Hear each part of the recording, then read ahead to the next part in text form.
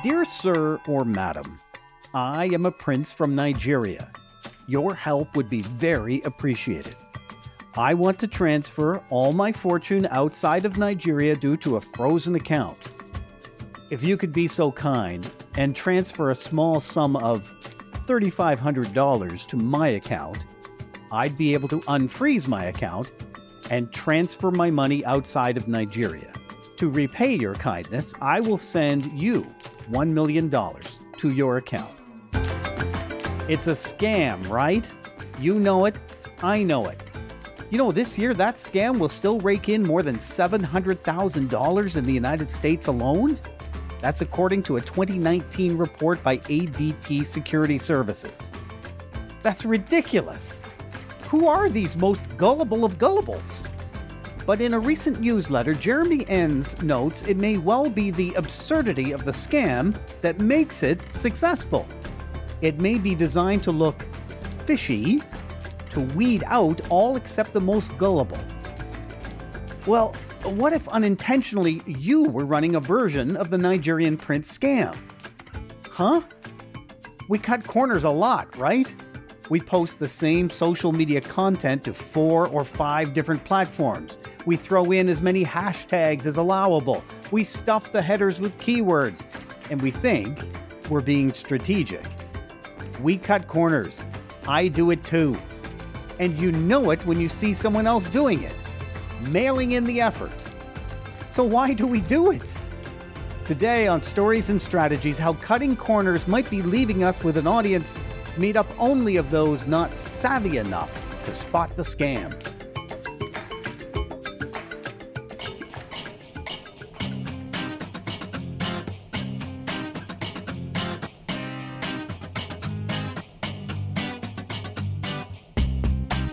My name is Doug Downs, and that entire intro story, by the way, was directly from the July 30th, 2024 newsletter by my guest, Jeremy Enns. Hey, Jeremy. Hey, Doug. Thanks so much for having me on and for proposing this wonderful kind of topic here that we're going to dig into today. I can't write stories any better than what you do off the top of your newsletter. So I saw it and I asked for permission. I didn't just take it. I asked for permission. And you're actually back home in Edmonton, Canada for a bit here, right? That is right. Yeah, I was born and raised here, moved to Saskatchewan in middle school, and then to Vancouver for audio engineering school, and then now live in Europe, but am back visiting family for a couple weeks in Edmonton. And Spain is home. So that is right. Absolutely. Yeah, as we're recording this, we're coming up on just the 1-year anniversary of being in Barcelona. So yeah, still somewhat new, although it has been a while, I guess, at this point as well. And Jeremy, you are a podcast marketer currently based in Spain. Your company is the Podcast Marketing Academy, where you help with podcast strategy, marketing and promotion, launch planning, coaching, and consulting. And I suppose, full disclosure, I am not a client of yours, but constantly thinking about it, always following your stuff. So big fan of your stuff. Yeah, thank you so much. Cutting corners. And I'm comfortable saying that everybody does it because there's this thing called heuristics, which is the scientific way of saying your brain is going to take shortcuts. So I know we all do it, but what kind of corners do we cut in public relations and marketing? And how do these shortcuts ultimately impact the brand? Yeah. I mean, I think there are probably you just think about like anybody in any situation, you're going to take the easiest possible path to, what you think is success, unless there is some meaningful reason not to. And so, of course, we're all the time looking to optimize how we're spending our time. And I think all of us who work in media and marketing and creative work, all these things, like there is just too much. There literally is too much to be able to get all of it done, probably period, let alone all of it done well. And so I think you could name almost any aspect of marketing or podcast creation or anything else that we do. And I think that cutting corners applies at some time or another to all of those. So I think it's a deep well that we could dig into probably any one of these things and explore some of the ideas on maybe how we can either mitigate maybe cutting some of the corners or which corners should we be cutting. But yeah, I think there's lots to talk about there. We do. And I suppose with generative AI, there's so many corners we can cut now. We just did an episode last week with Michael Smart saying that studies have shown 37% average increased output, at least. Whether you call that productivity, I think is a whole discussion, because I think we're making content and not necessarily contact. But what are some of the ways that we do cut corners? Yeah, I mean, I think that they're at the heart of all of this is we're kind of awash in so much information. And so this is, and as you kind of just mentioned, there's more output now. So there's going to only be more of it. And so I think that most of us, we know we need to market a podcast and create a podcast, or, you know, whatever it is, whatever kind of piece of marketing material that we're using to grow our businesses.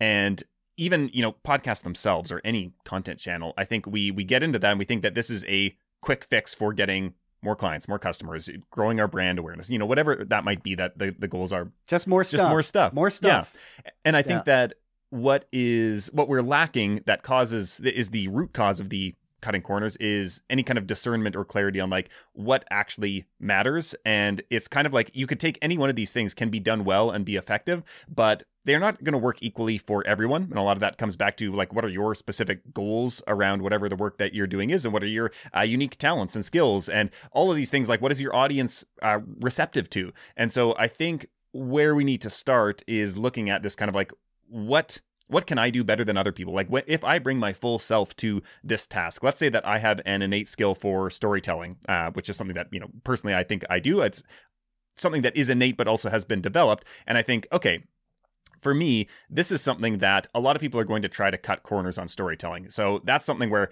okay, I have this unique skill. I probably actually want to do way more work on this than other people because this is already some fertile ground where I know I can compete. And so if I do more than is reasonable, a lot of people might say, I spend more time writing, I spend more time thinking about storytelling and how do I integrate that into my marketing, that's probably something that I can ignore almost everything else. And I can say, okay, I'm going to choose either to cut corners in other places or just not do those things whatsoever and really focus on this one more narrow skill set and one more application of my marketing. And I'm going to do this so much better than everybody else who is cutting corners here. And there are going to be other people who they're going to be on YouTube and they're going to be doing an amazing job. And I'm going to be like, well, okay, if I want to get results from YouTube, I'll also have to do an unreasonable, you know, kind of job at putting in the work. Or I can say, okay, YouTube is not really that important to me. I'm going to do the bare minimum here, and I'm also going to have the bare minimum expectations around it. I'm not going to expect that it's going to work for me. This is a kind of like, okay, my wheelhouse is over here. Anything else, like, sure, let's try some stuff. Let's use some AI. Let's do some content repurposing.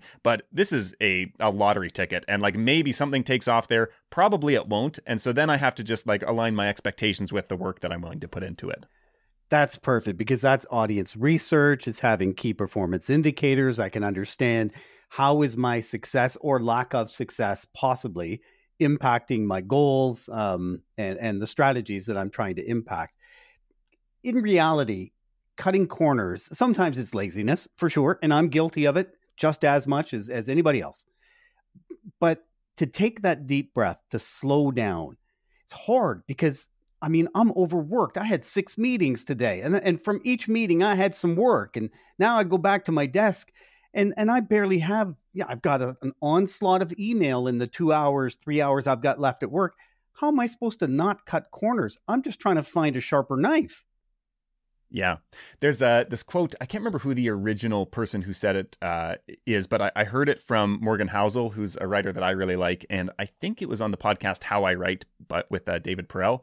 And he had this quote that was something like that he has learned or heard from working in many, you know, multi-million and billion-dollar businesses as a kind of observer and consultant, was that every successful business is a loosely functioning disaster. And so I think there's this kind of, this is something that I have experienced for myself as well. And I think that this is a lot of the people that I work with haven't made this turning point, which it's not really a turning point of getting things under control. It's this turning point of realizing that you will never get everything under control. And actually a lot of fires you just need to let burn in the background. And this is something like, if I look back at, and this is something that it's tough because I don't necessarily feel great about this, but my level of email that is unresponded in my inbox is huge. Months and months, it's probably a year now that it's not like everybody, but there are emails that I'm like, I'd like to get back to that. It's not urgent, but you know, it just is not at the top of the priority list. And you can drive yourself crazy trying to keep up with all of this, and it crowds out all of the more important work. And so I think that this is something that startups talk a lot about in that space, in the tech space, where it's like you reach this point where you realize you have to deal with stuff that is broken and just let it be broken and work on the most important thing to keep moving forward. And I think that I work with so many people who you start out and you're on top of everything and you can do everything pretty well. And I think a lot of times with a side hustle, you can do this because there's low pressure on it. And it's like, okay, I can craft a great video or a great podcast and I have no pressure to release it whenever. And so I can make it perfect and then I can ship it and then I can start the next thing. And then once you get into all this other admin that comes with success, it kind of crowds out a lot of this other stuff. And so you can't do that as well anymore. And so I think the turning point is realizing like, okay, I am at a point where, I probably can't hire everybody. I don't have the budget to do everything perfectly. And so we just have to accept a lower standard of quality on a lot of things. But a lot of us don't give ourselves time to think and develop ideas and think about like, okay, there's something here. What would make this really original and really unique that nobody has heard about on the podcast before? And so like, that's something where I think we can say, yeah, we're going to cut some corners elsewhere. We're going to do badly a lot of things in our business, but we still have to keep these small number of things where we say, okay, these are the things that are really going to matter most for my business. And so I'm going to do, twice the work or 3 times the work that everybody else is doing on those things. Let me confess some of my sins. Bless me, Jeremy, for I have sinned. I'm going to outline some of the ways that I know I have and still do cut corners more than half the time. Outline for me, if you can, just in some bullet ideas, how that particular corner that I've cut might be causing damage to my brand. For example, sin number 1 is I do tend to post the same content to 3 or 4 different social media platforms. From this discussion, I'll probably create a reel and I'll post it to Instagram and I'll post it to TikTok and I will post it to Facebook stories. How have I sinned? The interesting thing is sometimes cross-posting really works. Like there was a time where posting screenshots from Twitter before it converted to X on LinkedIn and Instagram worked really well. And it's like, it kind of shouldn't, but somehow it does. And there's other interesting things with podcasting where like people will do fake podcasts, like they won't even be having an interview, but like TikTok and Instagram Reels, like these in the past year or so. And looking off screen to answer nobody's question. Yes. Which is interesting. It's not actually technically repurposing because it was made for that platform, which is maybe one of the reasons why I think those actually do better than actual repurposing, which kind of sucks if you are a podcaster. But I think like for me, I often think about, okay, if I'm going to do this, like what is my primary platform? I'm going to craft the content that is specifically for, let's say, LinkedIn. And so I'm going to follow all the LinkedIn conventions, whatever works well on LinkedIn. I'm going to make the post for that. And then can I repurpose this elsewhere? Okay, like let's do that. And maybe I won't put that much work into it, but I'm not going to expect it to do anything. And then you have to balance out the brand perception of, okay, if I post this to Facebook and somebody comes across this and it's using different languaging, different kind of like culture, then like every platform has its own kind of unique culture. It has its own unique way of speaking about a topic and engaging. And is this damaging to my brand? If this is their first impression of me and my brand, are they going to look at this and be like, like this guy doesn't know like where he's at or what he's doing here? And it's obvious that, you lose kind of authority in that sense. And this is Twitter for a long time. I don't think I have anybody in my Twitter followers anymore who is like this, but you would get so many cross posts from other platforms that were just auto tweets. And you just look at them and you're like, okay, this person is not an active contributor to this environment. They don't know what they're doing. They kind of look clueless. And if media or social media is part of your brand and what you offer, probably you don't want people thinking about you like that. Okay. Using ChatGPT, not so much for headers and ideas. I actually I don't know about you, but I kind of absolve all sin for that. I think that's okay. Mm-hmm. But I use it to write the majority of my blog post and then massage the blog post. I know you don't do this because I've read your newsletter. There's no way ChatGPT is churning that out. It's got to be coming from your brain. How have I sinned? This, I think, has a lot to do with how you want your brand to be perceived. Again, I'm a big branding nerd. And so a lot of this ultimately does come back to that, whether you're a solopreneur or you have a team working with you or you're a massive brand. But I think the way I think about this is, let's assume that, AI's here. It's going to be more here if it isn't already. And so there's going to be more AI generated content. And so if I think about like, what is my brand strategy here? And it ties into what your product offerings are too. And so like I think about my products and really most of my brand is like access to me. And I think of myself, the differentiator, not being a source of information, but a source of like critical thinking and problem solving and unique idea generation. And so for me, I would never do that, partly because it's frustrating to see the output. And so I know that my ability as a writer is above ChatGPT's. And I also know that it's not about articulation of ideas. It's like, for me specifically, this is not going to be true for everyone, it's like artful articulation of ideas. I want to like throw in like, so I have a background in poetry writing as well and things like that, where it's like and songwriting, and so I really like a delightful turn of phrase, and I like throwing in little Easter eggs and stuff that are just for myself that I'm like, oh, that's a fun sentence. And so like there's a personal fulfillment that comes from this, but there's also something that comes through to the readers where it's like there's this psychological phenomenon called costly signaling. And so it's essentially that people can interpret, they can sense when you have spent a lot of time on something. And so a lot of times the easiest example of this is, say you have a product or a newsletter and you say, 40 hours of research goes into every newsletter I send out. That now implies to the reader that like, wow, this person's done a lot of work. It must be good. And so that's a very obvious way to say that, but you can also demonstrate that in other ways that become like, a lot of times people will say like, oh, did you get AI to write this? And I'm like, no, I spend 3 hours a day writing. And that doesn't, I don't say that in the marketing for the newsletter, but I think that it comes through in that, oh, more effort went into this than, I get from other newsletters. And so I value this more highly. Okay. And one other sin I can confess to is I am currently running a cold email campaign. Am I cutting a corner? Am I committing a sin? I think that depends entirely on the content of the emails. And so, and yeah, because I have at times, I've gone back and forth. I've done cold email in the past as well. And I've done good cold email and I've done bad cold email. And I also think that there's a lot, there's so much that it depends on. I think that you can, so one of the things I've been thinking about that I don't know, this doesn't feel unethical to me at all. I think sometimes cold email can be unethical when you're adding people to a massive list and just blasting them and they have to unsubscribe. Like that is technically illegal. I don't think it's problematic necessarily to directly email somebody who you have their email address because it's publicly available and say, hey, here's a great resource I think you might like. And so one of the things that I'm thinking about doing is I've got a big mega blog post on podcast growth that's slowly coming together. And I thought, actually, it would be a really good strategy to just start sending this article to people. No ask whatsoever. It's not book a call. It's not whatever. It's just like, hey, here's the thing that you might find helpful since you're in podcasting. I know it's hard to find growth resources. Here's one I've been working on. Good luck.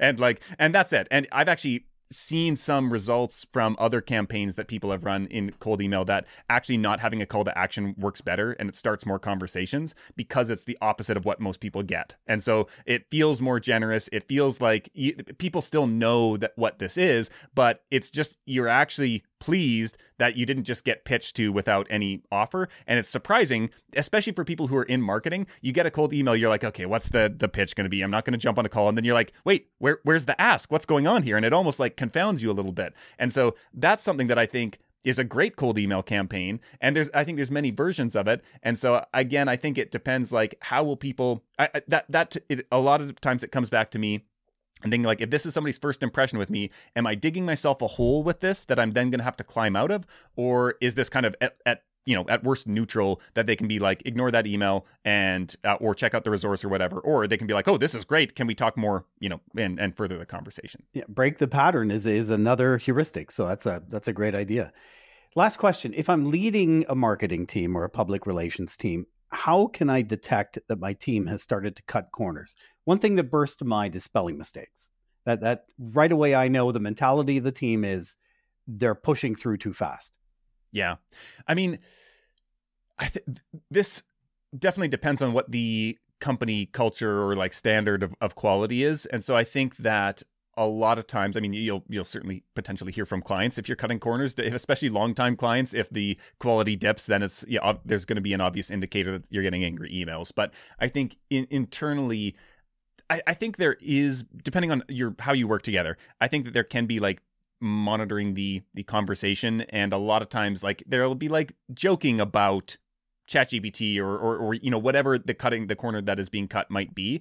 And I think that with all these tools available, that's something where I would kind of step in and reinforce that, like, hey, yeah, like we use these tools, but like remember, like our center of gravity is up here. Like this is what we're aiming for, and if we're not delivering on that, like we need to talk about that. And so I think like there is some like internal chatter, kind of like just how are people thinking about these things? What's the tone of the language? I think that's an indicator a lot of times.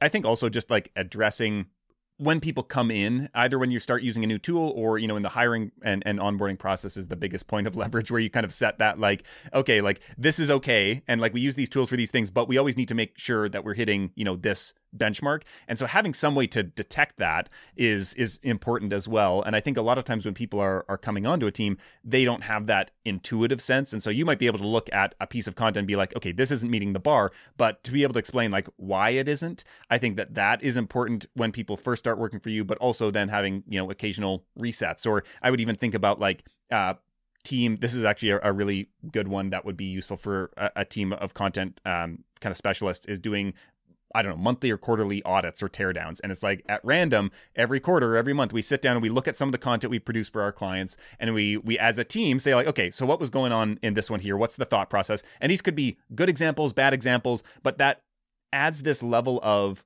okay, anything that I produce might get pulled up for that. And so I'm maybe going to put that an extra 5 or 10% in and not cut that corner, because if I get pulled up in the hot seat and say like, okay, so what's going on here? This was the goal here. This is what we ended up with, like, and everybody else is maybe chiming in and like, okay, this is what was done well. Maybe here's some things I could have done better. This feels like it was rushed, or, whatever that might be. I think everybody's going to raise their level.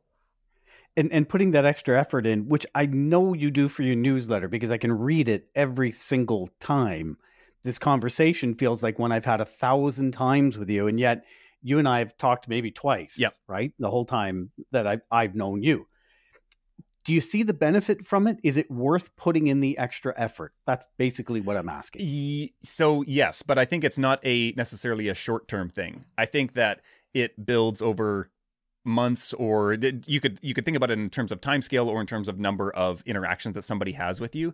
And so I think like we encounter so much content online, and I think that it's not that rare to find a great piece of content on any topic, but it is rare to find a consistently really good quality from one person who, like, every time that you open up your email from them, you're like, wow, I never thought about it that way. And so that's where I'm more optimizing for, is that, over the long term, I want to think about giving this experience that is above what people expect.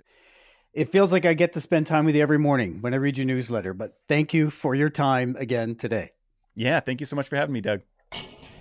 If you'd like to send a message to my guest, Jeremy Enns, we've got some contact information in the show notes. Personal recommendation, absolutely subscribe to Jeremy's newsletter and have a listen to his podcast as well. Stories and Strategies is a co-production of JGR Communications and Stories and Strategies podcasts. If you like this episode, please leave a rating, possibly a review. Thanks as always to Gold Star producer Emily Page. And lastly, do us a favor, forward this episode to one friend. Thanks for listening.